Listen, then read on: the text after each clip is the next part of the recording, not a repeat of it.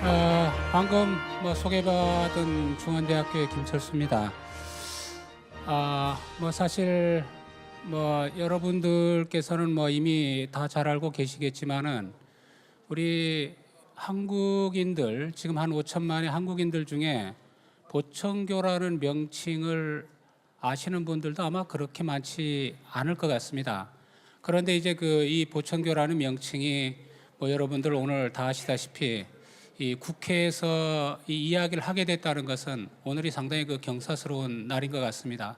이런 자리를 마련하는데 많은 힘을 보태주신 모든 분들께 일단 감사의 말씀을 드리고, 제가 이제 말씀드릴 내용은 나와 있듯이 일제강점기 종교정책과 보청교의 항일민족운동, 이렇게 일단 잡았습니다. 여러분들 여러 자료에서 보셨을 겁니다만은 일제강점기 보청교의 상황은 아까 앞에 분들이 여러 가지 자료를 많이 인용을 해주셨습니다만은 여러 가지 부정적으로 보는 시각, 아마 그런 시각들도 있지만 이 자료들을 꼼꼼하게 보다 보면은 당시의 보청교의 어떤 상황이라든가 그 속에서 어떤 긍정적인 면을 우리가 발견을 하게 됩니다. 지금 아마 걸개 그림에도 지금 다 이제 나와 있습니다만은 무라야마 주준의 조선의 유사 종교에 나타난 이제 당시에 보천교와 천도교의 분포도입니다. 이것만 보더라도 사실 조선 전역에 진정원이라든가 이런 보천교의 그런 조직들이 들어가 있지 않는 데가 없습니다. 그래서 저는 이거를 자칭, 타칭 600만 교도라고 이야기를 합니다. 실질적으로 이 교도수에 대해서도 의문을 가지시는 분들이 사실 많습니다. 지금 연구자들 중에도. 근데 그것도 곰곰이 생각해 보면은 그렇게 의문을 가질 내용은 사실 아닙니다. 그리고 오늘 제가 이야기하는 주제하고 거의 가까운 내용이지만은 이것도 이제 일제의 어떤 식민 권력의 보고서입니다만은 당시에 이 보청교에 대해서 이야기를 하면서 다수는 조선 독립 및 보청교를 믿지 않으면 조선 민족이 아니다라든가 이런 말들이 그 당시에는 상당히 일반화됐다라고 이야기를 하고 있습니다. 우선 이제 본격적인 내용으로 들어가기에 앞서 한번 우리가 조금 고민을 해봐야 될 이야기가 뭐냐면은 이게 보천교의 항일 민족 운동에 대한 연구들을 다루는 데 있어 가지고 이게 여러 가지 어떤 관점이 있습니다. 지금까지도 여러 가지 연구들이 있었지만은 우선은 이 자료의 문제를 조금 고민을 좀 해봐야 될 것 같습니다. 뭐냐면은 제일 먼저는 자료에 근거하지 않고 이야기하는 경우들이 있습니다. 물론 그럴 필요도 있지만 사실은 그렇게 되면 우리가 이제 설득력이 자꾸 떨어지는 그런 문제가 있고, 또 자료의 자료를 인용을 한다고 할 때도 우리가 보통 지금까지 가장 많이 사용했던 건 뭐냐면은 보청교 연역사 등 교단 자료라든가 신문이라든가 증언 자료를 상당히 많이 사용했습니다. 이제 이 교단 자료는 매우 중요한 자료들입니다. 중요한 자료들임에도 불구하고 이게 항상 이 학계라는 게 교단 자료를 인용을 하게 되면 일단은 부정적인 시선으로 먼저 보게 돼 버립니다. 그래서 이제 그 자료를 뒷받침할 자료를 이제 또 필요로 합니다. 그러다 보니까 이제 신문이라든가 증언 자료를 또 많이 사용합니다. 오늘 아마 첫 시간에서부터 계속 아마 신문 자료들이 많이 나온 걸로 알고 있습니다. 그런데 이 신문 자료는 신문이나 이제 그 당시의 저널 자료는 여러분들 다 알다시피 이게 비판이 진짜로 필요한 겁니다. 왜냐하면은 어차피 당시의 저널리즘이라는 것은 이미 식민 권력하고 거의 한 배를 탔다고 해도 과언이 아니기 때문에 이거에 대한 하나의 비판이 사실은 조금 필요합니다. 그래서 이제 그런 자료를 발굴하고 그거를 통해서 이 항일민족 운동에 대한 어떤 설득력 있는 내용들을 아마 이야기하는 게 가장 중요한 문제라고 일단 생각이 됩니다. 그리고 이제 저는 이 시선의 문제를 이야기를 합니다. 이 시선이라는 거는 저는 요거는 철저하게 이제 제국주의적이고 식민주의적인 이제 시선이라고 이제 이야기를 하고 있습니다. 제국주의적이라는 거는 항상 아무래도 아까 앞에서도 계속 이야기했습니다만은 보청교를 일단 하나의 종교로 보면서 사입이라는 개념을 이제 갖다 붙여버립니다. 물론 이거는 1915년 포교규칙에서 유사라는 개념하고 연결시켜서 이렇게 등식화시켜 버리는 겁니다. 아까 이제 근대의 시선이라고도 했고 또 하나는 이 친일의 문제입니다. 이 친일 문제가 이제 보천교회는 하나의 씌워진 굴레입니다. 이거를 빨리 벗겨내야 됩니다. 실질적으로. 그래서 오늘 제가 여러분들께 말씀을 드리게 되는 내용은 바로 이 친일의 문제를 벗겨내는 겁니다. 실질적으로 아까 앞에서도 이야기했지만 많은 연구자들이 지금 진행을 하고 있습니다. 그리고 많은 사실들이 지금 발굴됐습니다. 그런 것들을 통해 가지고 이거를 보천교에 씌워진 그러한 부정적인 굴레들을 빨리 이제 벗겨내고 사실은 올바른 이제 연구가 돼야 될 듯합니다. 그래서 아마 여러분들이 오늘 시간은 많지 않지만 짧은 시간에 제가 말씀을 드릴 테니까 다 듣고 난 다음에 이래도 보천교가 친일인가 하는 문제를 여러분 스스로 아마 평가를 해보시면 될 듯합니다. 제가 지금 다루고 있는 내용은 이렇게 지금 목차가 되어 있습니다. 이 목차를 보여드리는 이유는 사실 오늘 저는 여러분들께 새로운 어떤 사실을 말씀을 드린다기보다도 기존에 연구됐던 결과들을 종합하고 몇 가지는 새로운 내용도 이제 말씀을 드리고자 합니다. 그랬을 때 1910년대하고 1920년대 항일 민족 운동이 중심이 되는데 요 파란 것들은 조금 이제 새로운 정보들이라고 보시면 되고요. 물론 이제 이야기는 많이 됐습니다. 이야기는 됐지만은 새로운 정보들이라고 보시면 되고 그대로 검은 글자 예를 들어서 1910년대 김형렬과 태을교회 항일운동, 제주도 법정사 항일운동 이런 경우들은 기존에 많은 주장이 되었던 그런 내용들입니다. 1920년대도 국내에서의 항일운동과 관련된 내용도 많이 이야기는 됐습니다만 오늘 제가 말씀드리는 건 또 이제 다른 측면을 이제 이야기를 하게 되겠고요. 그 다음에 이제 국외 특히 만주라든가 상해입니다. 여기도 이미 어느 정도는 이 아웃라인은 이제 제시가 됐지만은 그래도 이제 새로운 내용들도 아마 있을 겁니다. 3번 김자진 장군 같은 경우는 이미 많이 이야기되고 있으면서도 뭔가 어떤 사람들은 확신을 갖지 못하는 그런 경우들도 있고요. 그다음 5번 정의부와 관련된 문제는 이거는 제뿐만이 아니고 다른 사람도 이제 작년이라든가 재작년부터 계속적으로 지금 이야기하고 있는 내용들입니다. 그러면 이런 사안들에 대해 가지고 이제 하나하나 이제 말씀을 드리겠습니다. 아까 이제 이 일제강점기 종교 정책은 제가 이제 딱 한 가지만 말씀을 드리면 이거는 어떤 이 전체적인 틀을 갖고 우리가 이해를 할 필요가 있다라는 것을 말씀드립니다. 그럴 때 저는 항상 이제 사용하는 개념이 이게 동아 정책입니다. 물론 동아 정책이라는 게 한 1930년대 이후부터 식민 정책의 주요한 개념으로 등장은 하고 있지만 실질적으로 여러 가지 비밀 자료들을 보면 1910년 이 강점을 하자마자 사실 치밀하게 이런 정책들을 구상을 하고 만들어 나갑니다. 그 모든 것들을 저는 동아 정책이라는 틀로서 이야기를 하고 있습니다. 요거는 이제 차월곡의 갑종 요시찰인 편입이라 해서 1917년 4월 24일자로 차월곡이 이제 총독부회의에서 요시찰 그것도 이제 갑종이면 여러분 아시다시피 가장 중한 요시찰인이 됩니다. 특히나 이제 이 기록에 보면 사상 불온하든가 식민 정치에 이제 반할 가능성이 있는 이런 사람들을 이제 요시찰자로 이제 규정을 하고 있습니다. 그랬을 때 이제 실질적으로 보면 보천교 일반에도 보면은 1917년에 이미 1910년대 그러니까 아까도 이야기했지만은 1916년에 24방조가 만들어지고 17년에 이미 차경석은 차월곡 선생은 갑종 요시찰인으로 식민 권력의 주목을 감시의 대상이 되고 있다는 것을 이야기를 하고 있습니다. 그리고 이제 이거는 아마 우리에게 가장 많이 알려진 내용입니다. 이거는 김형렬과 태을교회 항일운동 해가지고 이거는 김명렬이 전라북도 전주군 위봉사에서 주지 곽법경과 더불어 가지고 이 조선의 독립계획을 풍자하고 불어난 운동을 했다 하는 그 내용입니다. 이거는 이제 뭐 어느 정도 많이 인정이 된 내용이고, 그래서 아마 여러분들 모악산 밑에 가면은 김형렬 등 그 당시에 그 요 활동을 했던 그 비석도 공적비도 아마 세워져 있을 겁니다. 요거 것들은 뭐 참조하시고, 이것도 이제 그 제주도 법정사의 항일운동 사건입니다. 이거는 뭐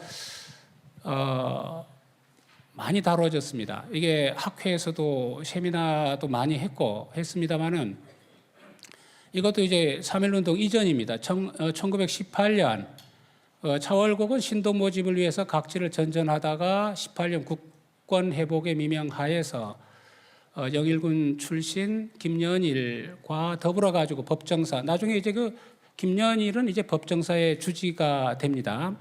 그래 가지고 여기서 외노는 이제 우리 조선을 병합하고 우리 조선을 학대해서, 우리 동포를 학대해서 우리 조선 민족의 구적에 가깝다 해서 이제 봉기를 일으킵니다. 우리가 흔히 말할 때 이제 제주도에서 항일 봉기로 가장 큰 봉기였다라고 지금 이야기를 하고 있습니다. 그런데 여기서도 우리가 조금 고민해 볼 내용이 있습니다. 여러분들, 제가 이제 제주도 법정사 항일운동 이렇게 하면 요게 이렇게 되지만은 바깥에서는 이거를 이제 그 불교의 항일운동으로 자리매김을 합니다. 근데 이제 이 기록은 제가 여기 양촌 및 외인사정 일람뿐만이 아니고 많은 데서 나타납니다. 차월곡은 분명히 이제 그 주어가 그렇게 되어 있습니다. 그런데 이제 문제는 뭐냐면은, 저도 이제 아무리 찾아도 지금 찾을 수 없는 게, 차월곡의 행방이 이 앞에만 나오고 뒤에는 나오지 않습니다. 그러다 보니까 이제 뒤에는 운동의 주체 세력을 중심으로 하다 보니까 이제 이거를 불교의 항일 운동으로 이제 그 자리매김을 해버립니다. 자, 그 다음에 이제 제가 뭐 오늘 말씀드리고자 하는 건 아무래도 이제 20년대입니다. 1920년대. 20년대 그 국내에서는 이 보청교가 어떤 활동을 하고 있었는가를 이제 그 보게 됩니다. 먼저 그 태울교대 군자금 모집 활동. 21년도에 이거는 그 강원도에서 태울교도 조준호 등이 이 태울교의 목적이 국권 회복에 있다라고 해서 사람들을 모아가지고 이 군자금을 모집했다는 내용입니다. 물론 지금까지도 보면은 가장 많은 연구가 돼 있는 게 1921년에 이 국권 회복 운동입니다. 특히 여기서는 이 강원도가 아닌 그 경상북도 안동 청송 사건, 이런 사건들이 주로 다뤄지고, 여러분 아마 많이 들으셨을 겁니다만은 안동에서는 뭐 태울교의 어떤 사람들만을 단속하기 위한 특별법이 이제 그 만들어졌다. 우리가 흔히 보청교 연역서에 나와 있는 내용들이죠.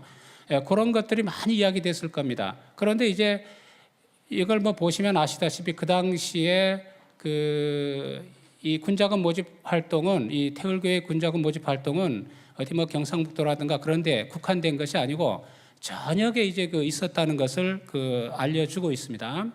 이거 자료입니다. 그 다음에 제가 뭐 사실 오늘 뭐 여러분들께 뭐 본격적으로 말씀을 드리고자 하는 게 여기서부터인데, 그 보청교 진정원의 불온문서 배포 미수 사건이 있습니다. 1923년입니다. 23년에 관동 대지진에 수반된 민심의 동요를 이용해서 오는 부어품 공진회 개최에 맞춰가지고 사람들 출입이 아주 빈번한 틈을 타가지고 불온 문서를 산포해서 민심을 선동하려는 불온 계획을 착착 진행했다라는 그런 문서입니다. 실패했습니다. 실질적으로는 실패했고, 여기에서 이제 체포가 되는데, 이때의 그 불온 문서의 내용이 순리의 천도는 악자를 증하며 폭자를 감한다. 전달에 그 도의외적의 제도인 동경에서 일어나는 진제, 이렇게 운운하고 있습니다. 이게 무슨 이야기냐면은, 이제 1923년 이제 9월에 관동 대지진이 일어났다는 것은 뭐 다 잘 알고 계실 겁니다. 바로 그 관동 대지진에 혼란한 틈을 타서 보청교 진정원에서는 뭐 어떻게 보면은 또 한 번의 3.1운동을 이제 그런 것들을 기획을 했다는 겁니다. 그래서 이 불온 문서를 만들어 가지고 이것을 뿌리려고 하다가 이 체포가 됩니다. 체포가 돼 가지고 이제 실패를 합니다. 그런데 이제 여기에서 보시면은 이 그 불온 문서에서는 이 도의 외적이라는 말도 이제 씁니다. 보면은 이게 보통 뭐 섬나라 오랑캐 외적이라는 말을 이제 그 불온 문서에다가 이제 쭉 이제 적어 놓고 있습니다. 해가지고 이것을 산포하려고 이제 실패로 끝났는데 이게 분량이 상당히 많습니다. 뭐 한 몇 장만 있는 것이 아니고 일제는 이거는 그 보천교에 불만을 가진 자가 보천교를 해하기 위해서 장난질을 했다 이렇게 해서 이제 아주 사건을 확 축소시킵니다. 근데 이제 이거는 전후좌우를 맥락으로 보면은 한두 사람이 할 수 있는 그런 상황이 일단 아닙니다. 그리고 이제 그쪽에는 수많은 이제 그 다른 내용들이 이제 복합이 되어져 있습니다. 그런 것들을 보면은 이런 그 전후 사정을 이제 전부 다 이제 고려를 하다 보면은 이것도 당시에 상당히 중요한 하나의 그 이슈였다. 이제 그것을 이제 그 총독부에서는 이게 쉬쉬한 겁니다. 소위 말해가지고 이제 덮으려고 이제 많은 노력을 이제 했다는 것을 이제 알려줍니다. 자, 그 다음에 이제 그 보천교의 고민과 행동 이거를 보면 앞의 내용하고도 이제 여러분들이 아마 그 연결을 할 수가 있을 겁니다. 이게 대정 13년이니까 이제 1924년입니다. 아까 이제 23년 이후 바로 여기서 이제 보천교는 수많은 이제 그 고민을 이제 하게 됩니다. 그 고민의 내용이 되게 이렇습니다. 지금 이때 1924년이 되면은 보천교는 실로 이게 기로에 서 있다라는 위기의식을 갖습니다. 상당히 이제 위기의식을 갖습니다. 왜 위기의식을 갖는지는 아마 여러분들 다 아실 겁니다. 사실 두 가지입니다. 하나는 뭐냐면은 이제 갑자년 천자 등극설이 2014년입니다. 자, 이제 그 해가 다가왔습니다. 또 하나는 뭐냐면은 아까 이제 1922년 1월에 보천교를 공개를 했습니다만은 그 식민 권력은 약속과는 완전히 다른 형태를 보여줬습니다. 이제 공개를 하면 이제 종교로 이제 인정을 해준다 이렇게 했지만은 결과적으로는 그걸 하지 않았습니다. 그러다 보니 오히려 이제 말살시키려고 이제 했죠.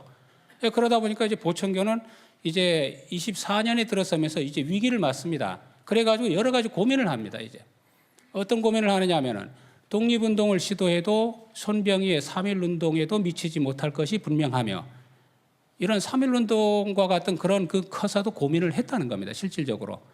이게 일본의 이제 기록입니다. 식민 권력의 기록입니다. 이제 보천교 교단의 기록이 아니고 식민 권력에서 이제 기록을 해낸 겁니다.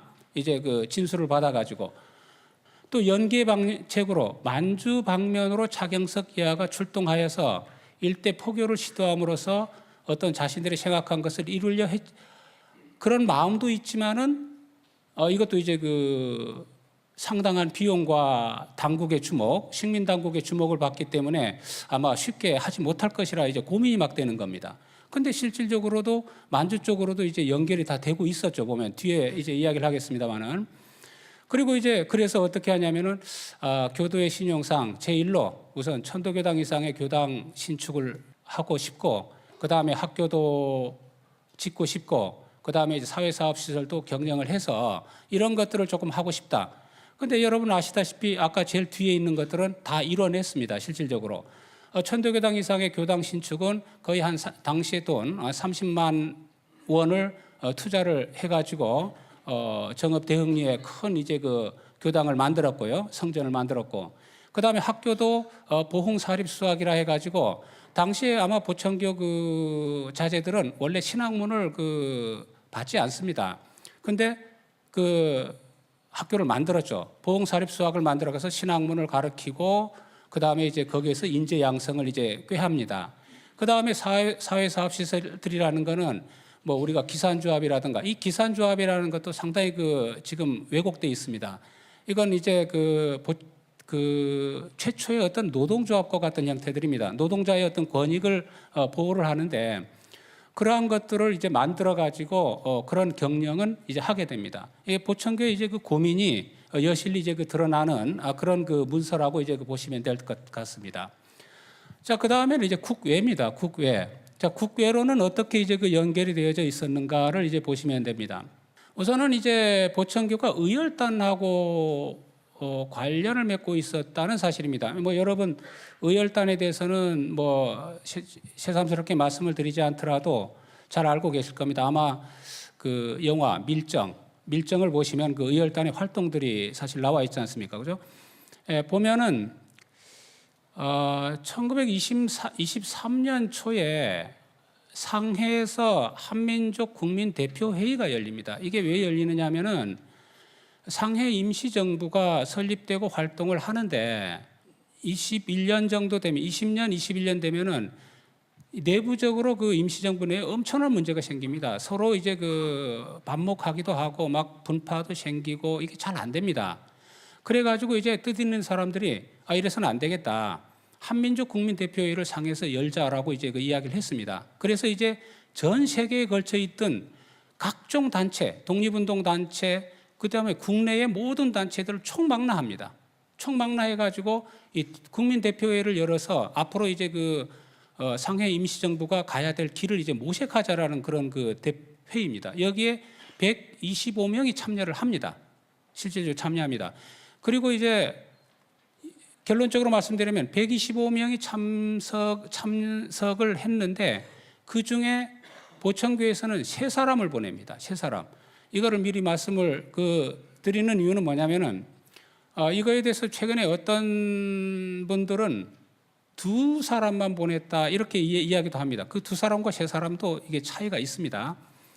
이제 이게 주비위원을 만들어 가지고 125명을 선발을 하는데 또 이거 선발하는 데서도 또 말이 많습니다. 보면 어떤 사람들은 그게 말이야 전라북도에서 제하고 이름이 똑같은 김철수가 그 주비위원 그쪽에 일을 하고 있었기 때문에 그냥 이야기를 해준 거 아니냐, 또 아니면 나용균이가 그 당시에 주비위원이기 때문에 해준 게 아니냐 이렇게 하지만은 그렇지 않습니다.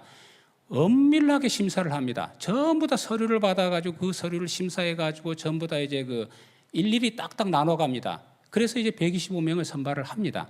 자, 그 중에 이제 보천교가 3사람입니다. 3사람. 보천교에서는 보시면 어떻게 되어 있냐면은 배홍길과 김종철은 보천교 대표가 됩니다. 그래서 단체에서 2명이 됐고, 그래서 사람들이 요거를 착각해가지고 2명이라고 자꾸 이야기를 하는 겁니다. 근데 강일이 또 있습니다. 강일은 보천교 청년단, 이 청년단들은 별도로 치고 있습니다. 사실 이 숫자 3명이라는 것도 125명이 3명. 그 당시에는 만주의 광복운동단체, 워싱턴 쪽에 모든 사람들이 다 대표로 들어오거든요. 거기에서 이제 보천교 쪽에서 3사람을 보냈다는 건 대단한 겁니다. 당시에. 그리고 이제 아까 이제 내부적으로 보더라도 어차피 뭐 불교라든가 뭐 기독교라든가 이쪽에는 많이 보이지 않습니다. 지금 천도교 셋, 보천교 셋 이렇게 지금 배정이 되어 있습니다. 그런데 이 셋 중에 배홍길과 강일 이 2사람이 이 회의가 끝나자마자 바로 의열단으로 이제 가입을 합니다. 이 의열단에 가입을 합니다. 그럼 김종철은 제가 아무리 추적을 해도 지금 추적을 못합니다. 못하고 있습니다. 다만 경상북도 사람이라는 것만 지금 확인이 되고 있고, 왜냐하면 이 사람들이 이름을 지금 다 숨긴 겁니다. 지금 아시다시피 배홍길, 김종철, 강일 이거는 아마 찾아보시면 다 배홍길은 우리가 흔히 말하는 배치문입니다. 그 다음에 이제 강일은 강홍렬입니다. 이 합천 사람. 해서 이게 다 지금 가명을 다 이제 쓰고 참석하고 있기 때문에 여기서 이제 배홍길과 강일이 이제 의열단에 이제 가입을 합니다. 우선 배치문인데, 배치문은 제가 다른 데서 가서도 이제 배치문 묘 지금 세워져 있는데 가서 아무리 찾아도 사실은 아무리 눈 뜨고 봐도 보천교하고 연결을 하나도 안 시킵니다. 기록조차 없어요. 사실 그게 오늘날의 현실입니다. 실질적으로. 차월곡 후손들은 배치문은 나중에 배교해서 나갔다라고 이렇게 이야기를 합니다. 그런데 배치문은 어떻게 되냐면은 지금까지는 목포 3.1 운동을 일으킨 사람 중에 한 사람으로 알려져 있고 목포에서 활동을 합니다. 그래서 이제 목포에서 상당히 이 사람을 받들었는데 나중에 알고 보니까 김해 사람이었습니다. 그래서 이제는 김해와 목포 이제 같이 이제 하고 있습니다. 배치문은 이제 나중에 기독교 활동, 사회주의 활동, 공산주의 활동 이런 활동을 많이 했기 때문에 아마 약간 이제 그렇게 오해가 되는 게 아닌가 싶습니다. 이 배치문도 아까 의열단입니다. 그래서 한성은행 폭파 사건에 이제 6명 중에 1인으로 이제 내려오죠. 해가지고 폭파하려다가 미수에 그쳤습니다. 강홍렬은 이제 보청교 청년회 대표로 해가지고 이제 그 자료가 상당히 이제 이 내부 자료가 많이 축적이 되어 있는 사람입니다. 강일은 23년 1월부터 이 대표회의에 참석한 뒤에 그해 7월에 김원봉으로부터 자네는 보통 단원이 아니라 특히 간부로서 인선된 이상 단원을 모집하여 상해로 보내고 또 조선 내에 지부를 두어 여기 들어오는 자금 모집 등에 진력해야 된다. 이런 명을 받고 이제 들어옵니다. 들어와 가지고 이제 활동을 이제 쭉 하고 있죠. 여기서 또 하나 이제 우리가 좀 생각을 해야 될 게 뭐냐면 의열단 하면 의열단에 당시에 이제 칠가살이라는 그런 이야기가 있지 않습니까? 7대상, 7은 죽여도 좋다. 이제 합니다. 실질적으로 보청교가 이런 의열단하고 관련을 맺었다는 것, 그리고 이것도 아니다, 이게 정읍 보청교하고는 관계없이 개별적으로 이루어졌다라고 생각이 된다면 실질적으로 칠가살 속에는 만약에 그렇게 이제 당시에 차월곡에 대해서 부정적인, 우리가 앞에서 봤던 신문이라든가 이런 자료에서 봤던 부정적인 인식이 있다면은 차월곡도 역시 칠가살 속에 들어갑니다, 실질적으로. 그러나 그렇지 않다는 겁니다. 이거는 분명히 이미 보청교는 의열단하고 이런 네트워크를 갖고 이제 연결되고 있었다는 것을 지금 알려주고 있습니다.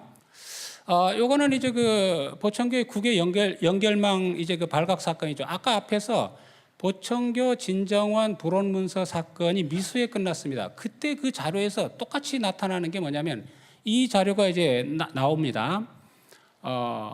당시에 부여사랑 김목현이 체포가 되면서 당시 만주 독립군 총사령관 김좌진 밀사의 유정근이가 이제 검거가 됩니다. 유정근은 다 아시다시피 이게 유민식이라는 사람입니다.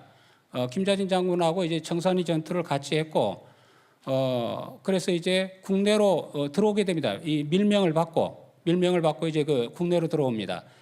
약 300만의 신도를 갖고 있는 중간에 보시면 보청교 교주 차경석 이렇게 해가지고 쭉 이제 나옵니다. 차경석을 만주로 초치하려고 이제 들어오고 서장 이 편지를 갖고 왔다라는 이야기를 합니다.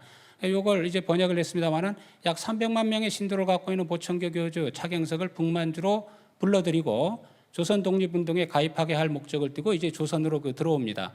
차경석을 만주로 불러들이는 이유는 목적은 아무래도 이제 딱 두 가지입니다. 하나는 이제 무기 자급 구입 이제 돈일 것이고요. 그다음 또 하나는 만주로 이주한 사람들을 이제 사실 제일 힘든 이 돈과 그다음에 군적에 넣을 수 있는 인원이 필요했기 때문에 그렇습니다.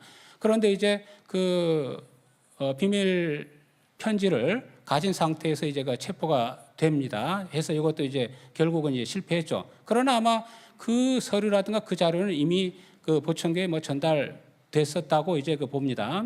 자, 그 다음에 이제 김좌진 장군의 항일운동과 보청교 군자금, 요거는 제가 이제 많이 이야기했던 내용입니다만은 요것도 처음 이 자료가 발견된 때는 이걸 믿지 않았습니다. 이게 잘못됐다. 신빙성에 의심이 간다라고 했습니다. 그런데 이제 그 당시 상황을 주도 면밀하게 살펴보면은 1924년 상황을 살펴보면은 김좌진 장군은 당연히 보청교하고 연결을 맺고 있었습니다. 다만 여기서는 아마 2만 원이라고 되어 있는데 또 다른 자료가 하나 있습니다. 이 자료는 여기를 보시면은 실제로 5만 원입니다. 5만 원이면 엄청나게 이제 큰 거금입니다. 요거는 아마 여러분들 잘 보이시지 않을 겁니다만 저도 처음엔 안 보이다가 계속 보니까 이제 보이더라고요. 그 내용이 이제 보입니다. 하면 밑에 했습니다만 동령부에 근거를 둔 김좌진은 9월 상순 태월계 본부 교주 차경석으로부터 5만 원을 받아서 동령부에 위에 자료하고 똑같습니다. 똑같은데 다만 액수만 이제 다를 뿐입니다. 그러면 그 자료가 상당히 신빙성이 있다는 걸 보여줍니다. 이게 보청교도의 만주 이주 계획도 있습니다. 이것도 이제 자료 이제 최근에 우리가 이제 보았는데 이거는 보청교 혁신의 관부입니다. 이건 아까 이제 이야기했던 이상호의 문제입니다. 이상호가 제1차 보청교 혁신운동을 일으키고 주동이 돼서 일으켰다가 만주로 도주를 합니다. 이렇게 만주로 도주하고 했을 때 그 상황들입니다. 작년부터 이 교도를 만주로 이주시켜 가지고 여기에다가 영구 이주 땅으로 삼고 여기에서 어떤 그 활동을 하려다가 이게 하지 못한 겁니다, 결국은. 여기 당시 보면은 길림성 앵목현 토지는 약 10만 향지를 이제 매입을 합니다. 동성실업하고 해가지고 합니다. 제일 밑에도 보면 모든 자본금은 보천교 혁신회로부터 나왔다 이렇게 지금 되어 있습니다. 10만 향지라는 거는 이 향지는 당시 그쪽에 이제 그 면적 단위인데 이게 어마어마합니다. 보통 땅이 아닙니다. 한 계산을 하면 한 2천만 평가, 지금 그 세종시 면적 정도가 됩니다. 그 다음에 여기에 들어간 돈이 70억입니다. 70만 원입니다. 70만 원이면 당시에 엄청난 액수입니다, 지금. 다만 여기서도 한 가지 말씀드리는 거는 이게 이상호 보천교 혁신내의 이 문제, 조금 전에 어떤 분이 뭐라고 했냐면은 왜 보화교라 했던 것을 보천교라 했느냐 할 때 보화교의 보자에다가 천독의 천자를 따서 했다. 이게 우리가 일반화된 생각들입니다. 상식화된 생각들인데 그 모든 것들을 우리가 상식화된 것들을 하나하나 다시 또 짚어봐야 됩니다. 사실은 이 이상호의 문제도 한번 되짚어볼 필요가 있습니다. 왜냐하면은 요거 한 바로 뒤에 이상호가 아마 내려와 가지고 그 정읍에 가 가지고 차월곡을 만납니다. 물론 이제 옛날에 했던 것 잘못했다라는 이야기를 하려고 왔지만 거기서 이런 이야기를 하지 않았을 리는 분명히 없습니다. 이제 그런 것들을 보면은 뭔가 거기도 새로운 우리가 해석이 필요하지 않을까 하는 내용들입니다. 이게 마지막으로 이제 그 정의부 및 보천교 군자금 모집 활동은 일명 조만식 사건이라고도 하고 권총단 사건이라고도 이제 합니다. 이게 정의부하고 연결이 돼 있는 내용들입니다. 이거는 이제 만주 개척을 해가지고 이걸 위해서 보천교가 30만 원을 일단은 제공을 하고 여기 이익금을 이제 독립운동에도 쓰고 보천교에도 쓰고 그렇게 하자라고 이제 협약을 맺습니다. 맺다가 이제 이것도 결국 다 이제 체포가 됩니다. 그런데 이제 여기에서 있는 사람들에 대한 그 인식도 좀 필요로 합니다.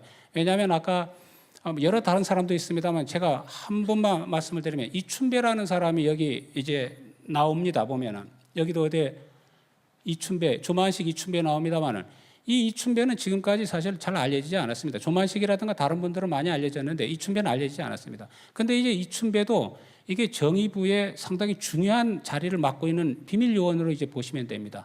그리고 뭐 최근에 제가 보면은 당국대 설립했던 분, 범정 장형, 이분이 이제 그 만주 독립운동을 하는데 바로 이제 이 범진 장형, 그 사람하고 같이 이게 지금 활동을 계속 이제 해나갔다라는 기록들이 지금 나오고 있습니다. 그렇게 본다면은 이것도 새로운 우리가 해석이 조금 필요하지 않을까라는 생각이 듭니다. 이렇게만 말씀을 드리겠습니다. 이제 사실 이제 보천교에 대한 이 수많은 그 굴레들이 이제 벗겨져야 되고 그리고 올바르게 우리가 이제 접근을 해야 되는데 아까 이제 그거는 앞에서도 말씀드렸습니다만은 보천교에 씌워진 그 제국주의적인 시각과 식민주의적인 시각 이거는 분명히 우리가 이제 걷어내 줘야 되고 그거는 뭐 근거 없이 걷어내라는 것이 아니고 수많은 자료가 지금 입증을 하고 있기 때문에 거기에 대한 노력을 우리가 해야 된다는 겁니다. 다만 이제 사실 보천교가 잘못한 죄라고는 일제강점기에 교단을 형성한 죄, 하필이면 일제강점기에 그것도 뭐 분명히 이유가 있겠죠, 그죠? 자칭 타칭 600만이라는 수많은 조선 민중과 함께했던 죄, 그런 만큼 자금이 많았던 죄, 그리고 식민지라는 어려운 상황에서 국외로 나가지 않고 물론 나가려고도 아까 했었다는 건 알 수 있습니다. 국내에서 살아남기 위해서 발버둥친 죄 밖에 없는데도 말입니다. 물론 이는 차월곡과 보천교에는 고민이었습니다. 뿐만 아니라 이런 죄 아닌 죄는 당시 식민 권력에게는 심각한 위협을 가했던 요소들이었으면 사실일 것입니다. 보천교가 이 세상에 이름을 알린 지 100여 년에 접어들었습니다. 이제 이런 죄 아닌 죄를 끌어주고 보천교에 씌워진 왜곡된 이미지를 풀어줘야 할 때가 된 것 같습니다. 그건 곧 보천교를 향한 식민주의적이고 제국주의적인 시선을 걷어내는 일일 것입니다. 잃어버린 보천교 재조명이 이루어진다면 아마 그거는 잃어버린 역사의 대개벽 상황일 것입니다. 그런 만큼 우리에게는 보천교는 잃어버린 역사이고 꼭 회복해야 될 역사라고 생각을 합니다.